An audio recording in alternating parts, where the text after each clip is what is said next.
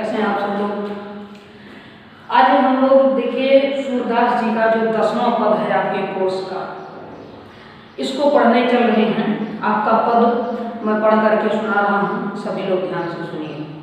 गोपियाँ उद्धव से क्या पूछती हैं, पहले मैं पद का परिचय करवा दूँ कि आप जानते हैं उद्धव जी आए थे निर्गुण ब्रह्म निराकार ईश्वर की भक्ति का उपदेश देने, कि आप लोग कृष्ण को भूल करके उनके निर्गुण स्वरूप का ध्यान दीजिए। ईश्वर निराकार है, वह साकार बन करके आता है और फिर चला जाता है, इसलिए आप साकार को भूल जाओ। जो मुख्य है, जो मूल है, उस पर ध्यान लगाओ। तो गोपियाँ कहती हैं नहीं, जरा हमको उस निराकार का परिचय तो कराइए, वो कौन है, कहाँ रहता है, कैसा है। साकार का तो हम जान रहे हैं कि कृष्ण कौन है, कहाँ है, कैसे है, लेकिन निराकार का क्या पता। तो उद्धव से प्रश्न करती हैं, ध्यान दीजिएगा। कहते हैं निर्गुण कौन देश को वासी, मधुकर कही समझाई सौहृदय, मधुकर कही समझाई सौहृदय, बूझति साँच न हासी, निर्गुण कौन देश को वासी। कहते हैं गोपियाँ, को है जनक कौन है जननी, को है जनक कौन है जननी, कौन चेरी को दासी, निर्गुण कौन देश को वासी। कैसो वरन भेष है कैसो, किहि रसमय अभिलाषी, निर्गुण कौन देश को वासी।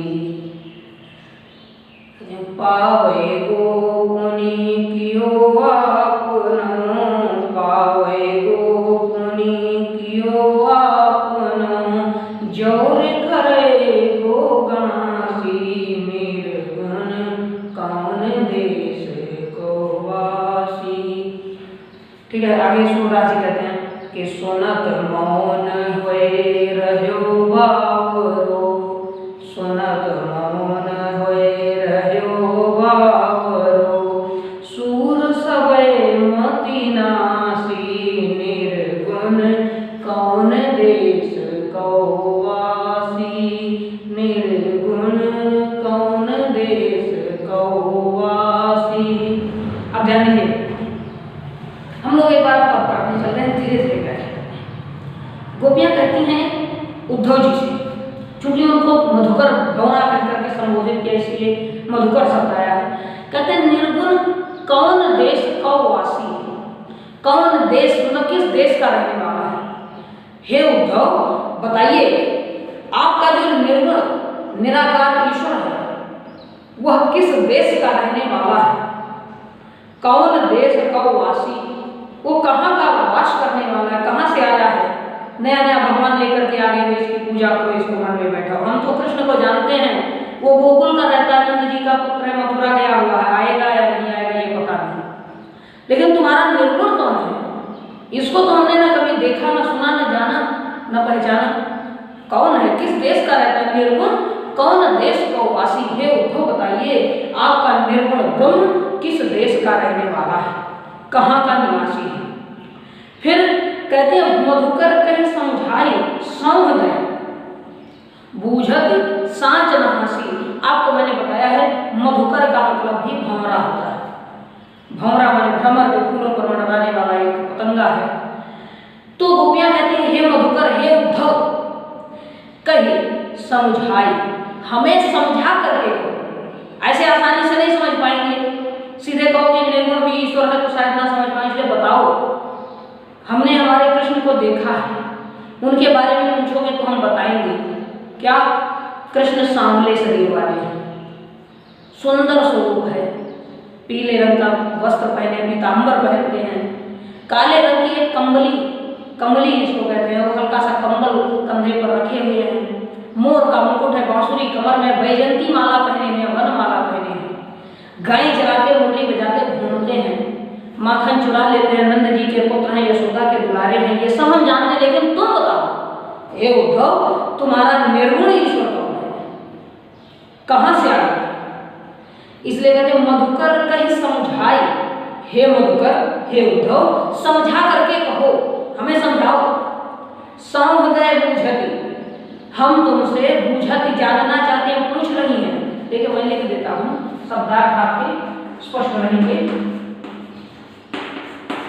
ठीक है, बूझति शब्द है, बूझति का मतलब पूछना, जानना चाहते हैं।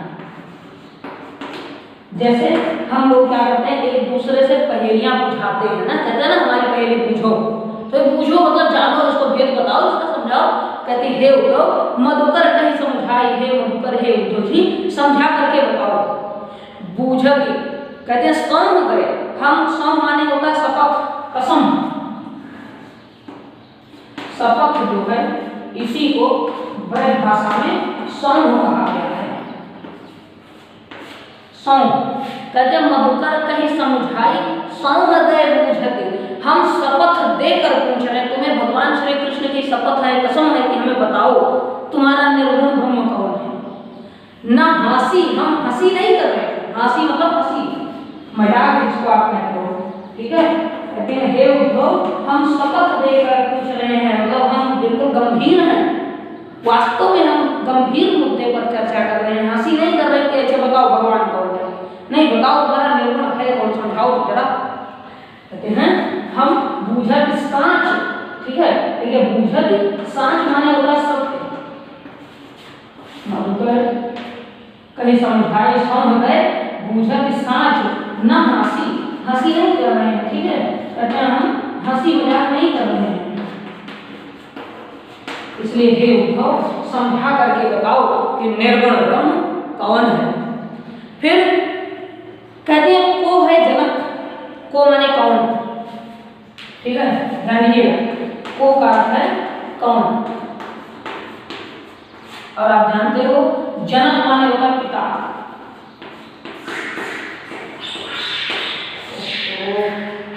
यह को है जनक, उसका पिता कौन है? कृष्ण के पिता तो नंद हैं, हम जानते हैं, यह तुम्हारे निर्गुण ब्रह्म का पिता कौन है? कौन है जननी, जननी अर्थात माता। कहते और तुम्हारे इस निर्गुण ब्रह्म की माता कौन है, यह भी बताओ। हमारे कृष्ण की माता तो यशोदा जी है, नंद की पत्नी, तुम्हारे निर्गुण ब्रह्म की माता कौन है? को है जनक, कौन है जननी, कौन नारी, कौन उसकी स्त्री, उसकी पत्नी कौन है? तुम्हारे ब्रह्म की पत्नी भी तो होनी चाहिए। हम सब तो कृष्ण की तमाम सखियां हैं, राधा हैं, गोपियां हैं, कहते हम लोग तो बहुत से हैं। तुम्हारे निर्गुण ब्रह्म का जिसका तुम उपदेश करने आए हुए हो, इसकी नारी कौन है, इसकी स्त्री कौन है, पत्नी कौन है? को दासी, और क्या इसकी कोई दासी भी है, वो भी बताओ। ईश्वर है तो दास दासियां होंगे, हम तो दास हैं कृष्ण के। क्या तुम्हारे, देखिए वानर गवा गया है, कहते हैं को है जनक, कौन पिता है, कौन है जननी, तुम्हारे निर्गुण ब्रह्म की माता कौन है, कौन नारी, इसकी पत्नी कौन है, और को दासी, यदि इसकी कोई दासी भी हो तो मुझे बता दो इसकी दासी कौन है। कैसो वर्ण, वर्ण शब्द जो है वर्ण से बना हुआ है, ध्यान दीजिएगा, बहुत ज्यादा शब्दार्थ लिख दिए हैं आप लोग, शब्दों पर ध्यान दीजिए, अपने शब्द दोष को सदैव मजबूत रखिए, ठीक है। जो वर्ण शब्द है इसका शुद्ध रूप है वर्ण, वर्ण का अर्थ होता है रंग। अब गोपियां कहती हैं हमारे श्री कृष्ण तो सांवले, इसीलिए श्याम कहे जाते हैं, श्याम सुंदर है। लेकिन तुम्हारा जो निर्गुण ब्रह्म है इसका कैसा रंग है बताओ, गोरा है, काला है, क्या है? कैसो वर्ण, भेष है, कैसो, भेष शब्द का शुद्ध होता वेश, से वेश, वेश माने रूप, स्वरूप कैसा है उसका, कृष्ण का स्वरूप तो सब जानते हैं, ठीक है। लेकिन तुम्हारे निर्गुण ब्रह्म का, निराकार ईश्वर का वर्ण कैसा है, किस रंग का है, किस वेश का है? कि रसमय अभिलाषी, और किस रस के लिए, रस माने आनंद होता है, किस आनंद के लिए मैं उसकी अभिलाषा करूं, उसकी इच्छा करूं। कृष्ण से तो हम मिलने की इच्छा रखते हैं, इसका एक रस है, एक आनंद है, बताए क्या? उनकी बांसुरी सुनते हैं। और कृष्ण से हमारा प्रेम है, वो हमारे ईश्वर हैं, हमारे लिए भगवान है, हमारे साथी हैं, हमारे साथ रहने वाले, हमारे गांव के हैं, तमाम संबंध हैं। लेकिन निर्गुण का कौन सा आनंद है, अगर हम उसका ध्यान कर ही लें तो क्या मिलेगा? इसलिए हे उद्धव बताओ कि रसमय अभिलाषा, कि माने किस रस के लिए, कि माने कौन से रस, माने आनंद के लिए। मैं अभिलाषी, अभिलाषी मतलब अभिलाषा करूं, इच्छा करना, मन के भाव किस लिए उससे जोड़ना चाहूंगा, क्या मिलेगा मुझे निर्गुण की भक्ति करने से। कृष्ण की भक्ति में तो बड़ा आनंद है, वो साथ आ जाए, हम तो देखने के लिए तरस हैं, लेकिन निर्गुण में कौन सा रस मिलेगा बताओ। कहते पावे गो पुनि कियो आपनो, जौरे करे गो गासी।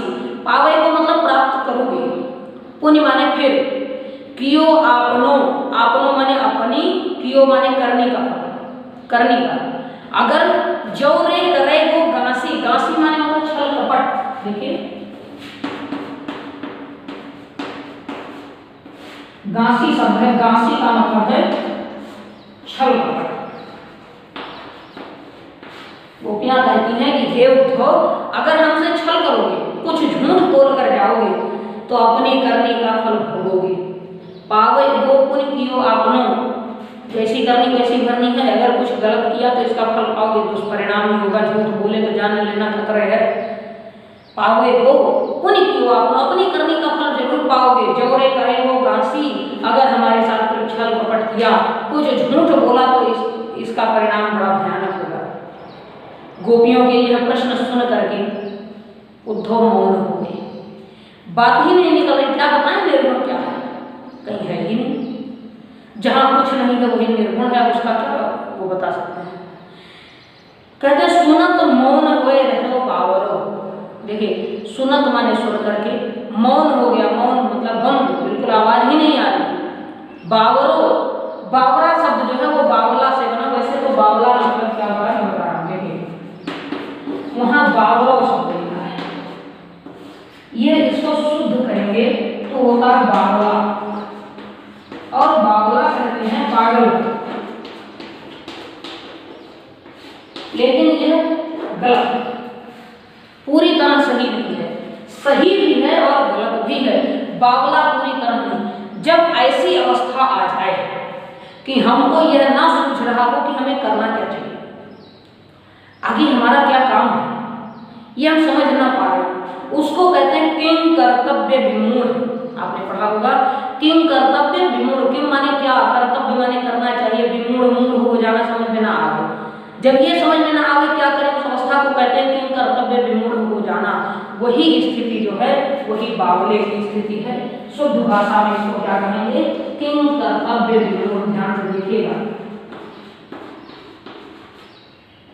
किंग कर्तव्य विमूढ़। जिसको यह समझ में ना आवे कि मेरा क्या काम है, मुझे क्या करना चाहिए, वही किंग कर्तव्य विमूढ़ कहलाता है। उद्धव भी किंग कर्तव्य विमूढ़ हो गए। सूरदास कहते हैं सबय मति नासी, उनकी सारी मति जो बुद्धि थी वो नष्ट हो गई। नासी मतलब नाश को प्राप्त हो गई, कुछ बचा ही नहीं, दिमाग में नहीं आ रहा क्या उत्तर दें। ये तो ऐसा प्रश्न पूछ लिया गोपियों ने जिसका सोचा ही नहीं था ऐसा भी पूछ लेंगे। चले थे तो बड़े गुमान में कि समझा देंगे अभी गोपियों को कि कृष्ण को भूलो भजो ईश्वर को, निर्गुण को। लेकिन इन्होंने तो पूरा एक ही दिन में हाई स्कूल की परीक्षा में आए थे और IIT वाला प्रश्न ला करके रख दिया गया।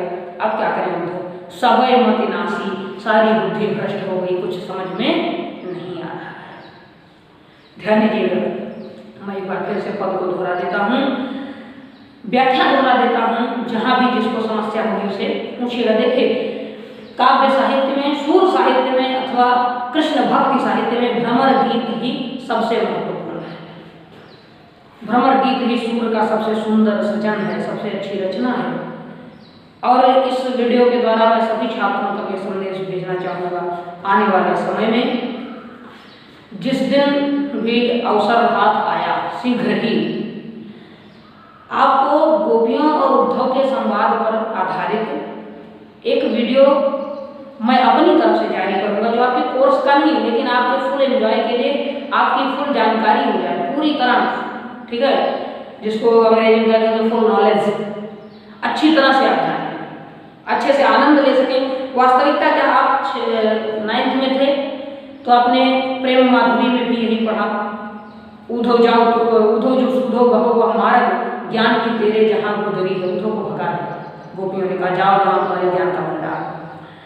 सूरदास 10 में कह रहे हैं, आप 11th में जाओगे फिर भ्रमर गीत मिलेगा, फिर वहाँ भी यही पढ़ना है। इसी में से कुछ पद, ये सेंसर नहीं है, अलग है, लेकिन है भ्रमर गीत ही। फिर अब जब 11 में अंतिम पाठ आपका जो मिलेगा वो भी इसी पर आधारित जगन्नाथ दास रत्नाकर का है। 11 में ही आपको फिर भारतेंदु मिलेंगे, फिर यही है। तो बार बार हम लोग भ्रमर गीत में उलझ रहे हैं 9 से लेकर 11 तक। पहले तो 12 में भी था, दोनों मिला करके अब कट गया, 11-12 अलग हुआ, तो ये सब चीजें 11 में रह गई, 12 में नहीं। फिर अगर आप उच्च कक्षाएं पढ़ते हो, स्नातक प्रास्नातक, तो फिर सूरदास पढ़ोगे, जहां भी सूरदास वहां भ्रमर गीत, जहां भारतेंदु वहां प्रेम माधुरी, जहां रत्नाकर वहां उद्धव शतक। तो हर जगह यही है। इसलिए मैंने ये निश्चय किया है कि आप सभी को अपनी तरफ से भ्रमर गीत, उद्धव प्रसंग, गोपियों का संवाद, कृष्ण के जो उद्धव के भेजने का प्रसंग है और फिर उद्धव के पहुंचने का प्रसंग है, सूरदास, रत्नाकर और भारतेंदु जी सहित बिहारी या अन्य सभी कवियों का उद्धरण लेते हुए मैं अपनी तरफ से एक नया वीडियो बना करके आपको जरूर भेजूंगा। 1 घंटे का कम से कम मैं रखूंगा उसको, और कोशिश करूंगा कि लगभग 2-3 दिनों में वह पूरा हो लगभग, या फिर हो सकता है हर संडे हर रविवार को आपको एक वीडियो उद्धव मिलेगा। तो उसको आप लोग समय आएगा तो पढ़ते रहिएगा, इस जानकारी को दूसरों तक भी पहुंचाइएगा। फिर भी देखिए, कहते हैं, पद को एक बार मैं फिर से पढ़ता हूँ। गोपियां कहते हैं, निर्गुण कौन देश कौ वासी, मधुकर कही समझाई संहृदय, बूझति सांच न हासी, को है जनक कौन है जननी, कौन नारी को दासी। ठीक है, पावे गोपुरी कियो आपनो नहीं, कैसो वरण वेश है कैसो, कि रसमय अभिलाषी, पावे गोपुरी कियो आपनो, जौरे करे गो घासी, सूर सुनत मौन हुए रहो बाबरो, सूर सवय मति नासी। अब देखिए शब्दार्थ आपके यहाँ लिख दिए गए हैं, मैं एक बार व्याख्या करता हूँ। तो निर्गुण कौन देश को वासी, हे उद्धव जी, निर्गुण ब्रह्म किस देश का रहने वाला है? मधुकर कही समझाए संहृदय, बूझति सांच न हासी। हे उद्धव, समझा करके बताओ, हम तुमसे शपथ पूर्वक सच जानना चाहती हैं, सच सच बताओ, हंसी नहीं कर रहे हैं, हम सत्य बताओ। को है जनक, इस निर्गुण ब्रह्म की माता कौन, पिता कौन है? कौन है जननी, इसकी माता कौन है? कौन नारी, इसकी स्त्री, इसकी पत्नी कौन है? को दासी, और इसकी दासी कौन है? कैसो वरण, इसका रंग कैसा है? भेष है कैसो, इसकी वेशभूषा कैसी है? कि रसमय अभिलाषी, और मैं किस आनंद के लिए, किस सुख के लिए इसकी अभिलाषा करूं? पावे गोपुनी कियो आपनो, जौरे करे गो गांसी।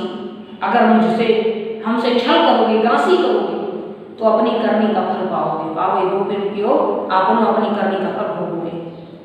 सुनत मौन हुए रहो बावरो, यह सुनकर के वो बेचारा बावरा, बेचारा उद्धव मौन रह गया, चुप हो गया। सूर सवय मति नासी, सूरदास कहते हैं उसकी सारी बुद्धि नष्ट हो गई। अब ध्यान दीजिए, फिर से मैं एक बार पद का केवल भावार्थ व्याख्या पूर्वक पढ़ता हूँ, ध्यान से सुनिएगा। गोपियां कहती हैं, हे उद्धव जी, निर्गुण कौन देश कौ वासी, आपका जो निर्गुण ब्रह्म है वो किस देश का रहने वाला है? हे उद्धव, आपको शपथ है श्री कृष्ण की, हम हंसी नहीं कर रहे हैं, हम सच पूछना चाहते हैं, आप हमें समझा करके बताइए कि इस निर्गुण ब्रह्म के पिता कौन है, इसकी माता कौन है, इसकी पत्नी और इसकी दासियां कौन है? इस निर्गुण ब्रह्म का रंग कैसा है, इसका वेश कैसा है, इसकी वेशभूषा कैसी है, और किस सुख के लिए हम इसकी उपासना करें, इसका ध्यान लगाएं।